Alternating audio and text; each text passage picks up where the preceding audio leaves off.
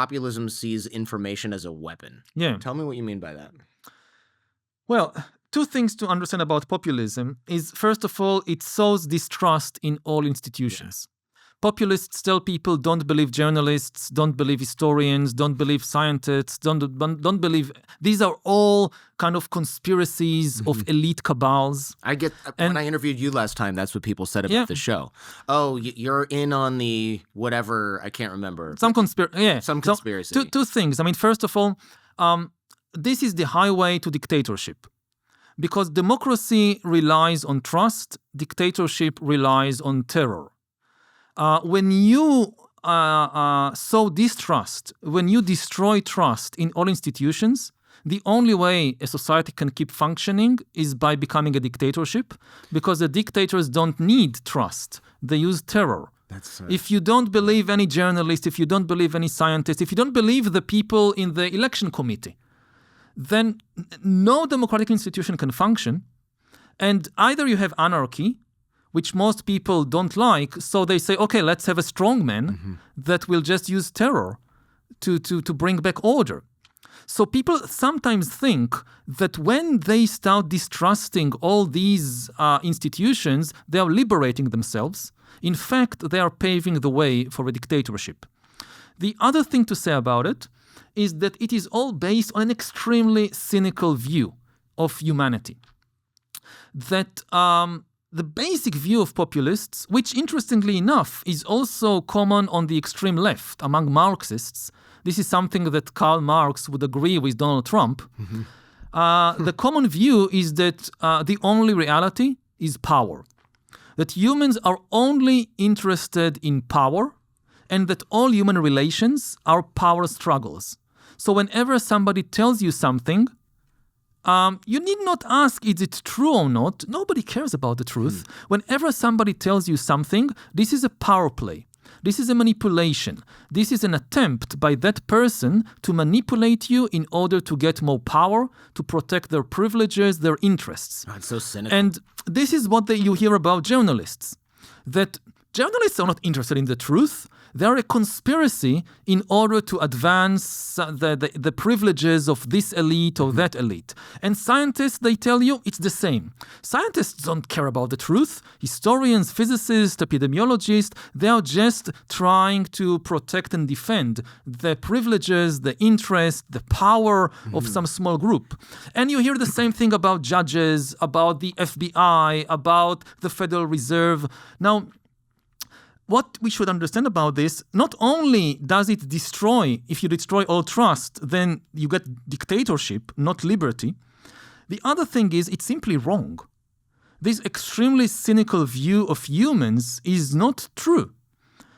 Yes, humans are interested in power to some extent in some situations, but this is not the only thing that we want. We are not power-crazy demons. If you look at yourself, start with yourself. If I look at myself, do I want power in life? Yes, in some situations I want. This is not the only thing. I really want to know the truth about myself, my life, the world. And the key reason for that is that if you don't know the truth about yourself, you can never be happy. Because you don't know what are the sources of misery in your life, and you can't solve them. Like if you say, the only problem I have in life, I don't have enough money, and you spend 10 years getting a lot of money, and you're still not happy because you did not understand that lack of money was not the only source of misery in your life. You had other issues in relationships, whatever, that you can't solve with money. Yeah. If you don't know the truth about yourself and about humans in general, you will never be happy. So people want to know the truth. And if this is true of me, why do you think other people are different from you? Why do you think the journalists, the scientists, they are power-crazy demons? I'm not. I'm really interested in the truth. But all these journalists and historians and whatever, they are power-crazy demons. No, they are like you. Yes, again, to some extent, all people want power, but all people also want to know the truth. In every institution, there are problems. There is corruption, because institutions are made of humans, not of angels. But that's why good institutions have self-correcting mechanisms to identify and correct their own mistakes, their own crimes, their own corruption. And this is also why we keep a lot of different institutions that keep each other in check.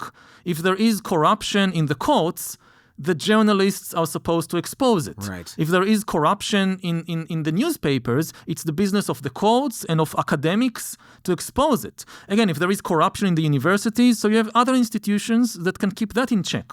Is it perfect? No. But do you know of any perfect system? Right. If you just go around distrusting everything, what you get in the end is a totalitarian dictatorship. Yeah, that's kind of what I was thinking. Is it sounds like populism starts off kind of masking itself as the will of the people, but then it always ends in totalitarianism because the trust is gone. And I'm thinking about places like North Korea or Russia, Venezuela recently. Yeah, where they just.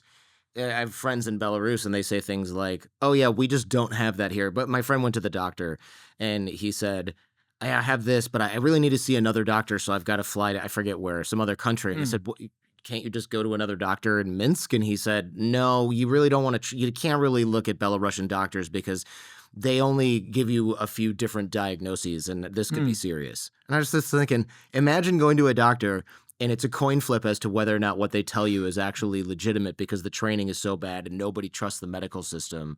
And in such a system, when trust collapses, then Belarus is run by a dictator. Again, the dictator doesn't need people to trust him or the institutions.